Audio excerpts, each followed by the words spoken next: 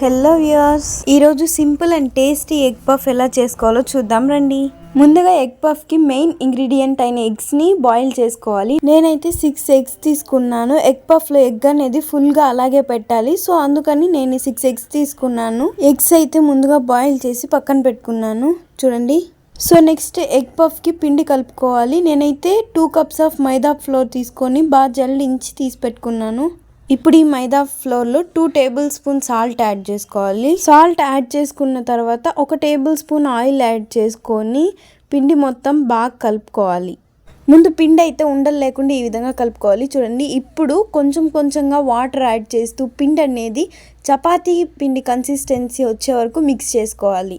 ఒకేసారి ఎక్కువ వాటర్ అనేది యాడ్ చేయకూడదు, అప్పుడు పిండి అనేది లూజ్ అయిపోతుంది. కాబట్టి కొంచెం కొంచెం వాటర్ యాడ్ చేస్తూ బాగా ఈ విధంగా పిండి అనేది కలుపుకోవాలి. నేనైతే పిండి కలిపేశాను చూడండి. నేను చూపిస్తున్న విధంగా చేస్తే పిండి అనేది కొంచెం సాఫ్ట్గా అవుతుంది. చూడండి, పిండి అనేది ఈ కన్సిస్టెన్సీ వచ్చే వరకు కలుపుకోవాలి. ఇప్పుడు ఈ పిండిని డీప్ ఫ్రీజర్లో 10 మినిట్స్ పాటు పెట్టేయాలి. సో నెక్స్ట్ మనమైతే పఫ్లో పెట్టడానికి మసాలా అయితే తయారు చేసుకుందాం. ముందుగా ఒక ప్యాన్ పెట్టి అందులో 1 table spoon oil, 1 table spoon జీలకర్ర, 1 కప్పు తరిగిన ఆనియన్ వేసి బాగా మిక్స్ చేసుకోవాలి. చూడండి, ఆనియన్ అనేది ఈ విధంగా సాఫ్ట్గా అయ్యే వరకు మిక్స్ చేసుకొని ఇప్పుడు ఇందులోనే 1 టేబుల్ స్పూన్ సాల్ట్ యాడ్ చేసుకోవాలి. అలాగే 1 టేబుల్ స్పూన్ పసుపు యాడ్ చేసుకొని మొత్తం బాగా మిక్స్ అయ్యేలా కలుపుకోవాలి. పసుపు ఉప్పు ఆనియన్లో బాగా మిక్స్ అయ్యాక ఇప్పుడు అందులోనే 1 table spoon chilli powder, 1 table spoon garam masala add చేసుకొని బాగా కలుపుకోవాలి. మసాలా మొత్తం ఆనియన్కి బాగా పట్టేలా మిక్స్ చేసుకోవాలి. చివరగా కొత్తిమీర కొంచెం యాడ్ చేసి ఈ మిశ్రమాన్ని తీసి పక్కన పెట్టుకోవాలి. ముందుగా మనం డీప్ ఫ్రిడ్జ్లో కలిపి పెట్టుకున్న మైదా పిండిని తీసి రౌండ్ బాల్స్ లాగా నేను చూపిస్తున్న విధంగా చేసుకోవాలి. చూడండి, ఈ విధంగా రౌండ్ బాల్స్లా చేసి పక్కన పెట్టుకోవాలి. బాల్స్ అనేవి మరీ పెద్దగా చేయకూడదు, అప్పుడు పిండి అనేది ఎక్కువ లావుగా ఒత్తుగా కనబడుతుంది. అలానే మరీ చిన్నగా చేయకూడదు, అప్పుడు ఏమవుతుంది, లేయర్స్గా చేయడానికి రాదు, పిండి సరిపోదు అనమాట. సో మీడియం సైజ్ పీసెస్గా తీసుకోవాలి. చూడండి, ఈ విధంగా మీడియం సైజుగా తీసుకుంటే మనం లేయర్స్ చేసినప్పుడు లేయర్స్ అనేవి బాగా నీట్గా వస్తుంది. నేనైతే పిండిని సెపరేట్ పీసెస్గా చేసేసాను.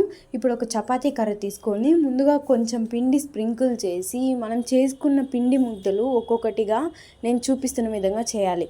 ముందుగా ఒక పిండి ముద్ద తీసుకొని చూడండి ఈ విధంగా స్ప్రెడ్ చేసుకోవాలి. మనము చేసేది అనేది స్క్వేర్ షేప్లో చేసుకోవాలి. ఒకవేళ మీకు కరెక్ట్గా స్క్వేర్ షేప్లో రుద్దడానికి రావట్లేదు అంటే మీరు కట్ చేసుకోవచ్చు. నేను ఎందుకు కట్ చేయడం, ఎక్సెస్ పీస్ మళ్ళీ వేస్ట్ అవుతుంది అని అలాగే స్క్వేర్ షేప్లో వచ్చేలాగా స్ప్రెడ్ చేస్తున్నాను. మీరైతే కరెక్ట్గా స్క్వేర్ షేప్లో కట్ చేసుకోవచ్చు, ఏం ప్రాబ్లం లేదు. చూడండి, నేనైతే పిండి రుద్దేశాను. ఈ విధంగా అయితే రుద్దుకోవాలి. చూడండి, పిండి అనేది ఈ విధంగా పల్చగా రుద్దుకోవాలి, అప్పుడే లేయర్స్ అనేవి బాగా వస్తుంది. పల్చగా రుద్దుకున్న తర్వాత ఇప్పుడు 1 టేబుల్ స్పూన్ ఆయిల్ యాడ్ చేసి బాగా అప్లై చేసుకోవాలి. అంటే మనం లేయర్స్ చేస్తాం కదా, ఒకదానికొకటి అతుక్కోకుండా లేయర్స్ బాగా రావడానికి ఆయిల్ అప్లై చేస్తాం. ఆయిల్ అప్లై చేసిన తర్వాత కొంచెంగా పిండి స్ప్రింకిల్ చేసుకోవాలి. నేను చూపిస్తున్న విధంగా ఇలా స్ప్రింకిల్ చేసుకోవాలి. పిండి స్ప్రింకిల్ చేసుకున్న తర్వాత దీన్ని 2గా ఫోల్డ్ చేసుకోవాలి. చూడండి, ఈ విధంగా నేను చూపిస్తున్న విధంగా 2గా ఫోల్డ్ చేసుకోవాలి. చూసారు కదా, ఇలా 2గా ఫోల్డ్ చేసుకున్న తర్వాత ఇప్పుడు దీనిపైన కూడా కొంచెం ఆయిల్ వేసి పిండి స్ప్రింకిల్ చేసి అప్లై చేసుకోవాలి. చూడండి, ఈ విధంగా కొంచెం ఆయిల్ వేసి బాగా అప్లై చేసుకొని కొంచెం పిండి స్ప్రింకిల్ చేసుకొని దీన్ని 2గా ఫోల్డ్ చేయాలి. నేను చూపిస్తాను చూడండి. ఇప్పుడు పిండి మొత్తం బాగా స్ప్రింకిల్ చేసుకున్నాను, ఇప్పుడు ఫోల్డ్ చేస్తాను.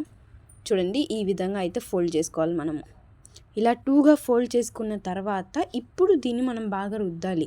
ఎందుకంటే దీని లోపల మనం స్టఫింగ్ పెడతాం కాబట్టి. చూడండి, ఈ విధంగా బాగా రుద్దుకోవాలి. దీన్ని బాగా వెడల్పుగా చేసుకోవాలి, అప్పుడే దాని లోపల నేనైతే ఒక ఫుల్ ఎగ్ పెడుతున్నాను కాబట్టి కొంచెం పెద్దదిగా చేసుకుంటున్నాను.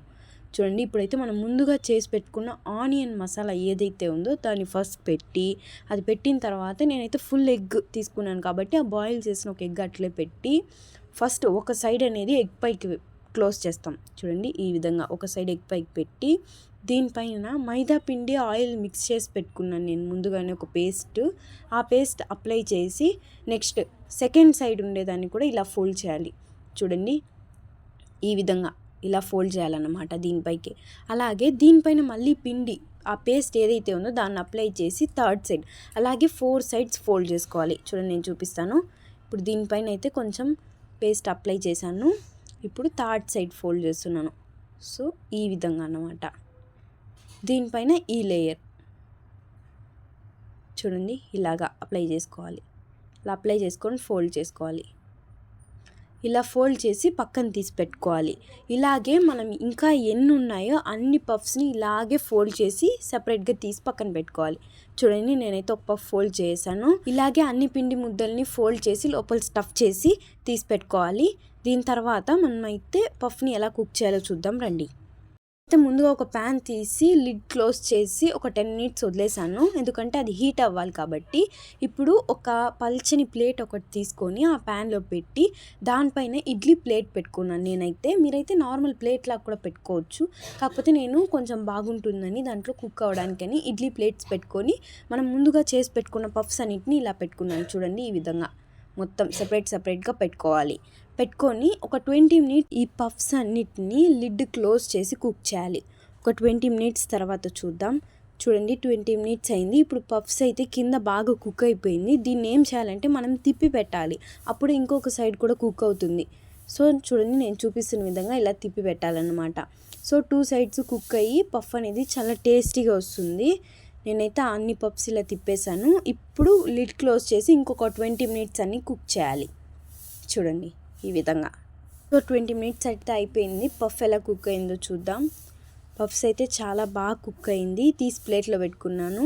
చూడండి లోపల ఎలా ఉందో చూడండి మీరు కూడా. టేస్ట్ అయితే చాలా అంటే చాలా బాగా వచ్చింది. మీరు కూడా ఖచ్చితంగా ట్రై చేయండి. నచ్చితే లైక్ షేర్ మర్చిపోకుండా సబ్స్క్రైబ్ చేసుకోండి. Thanks for watching.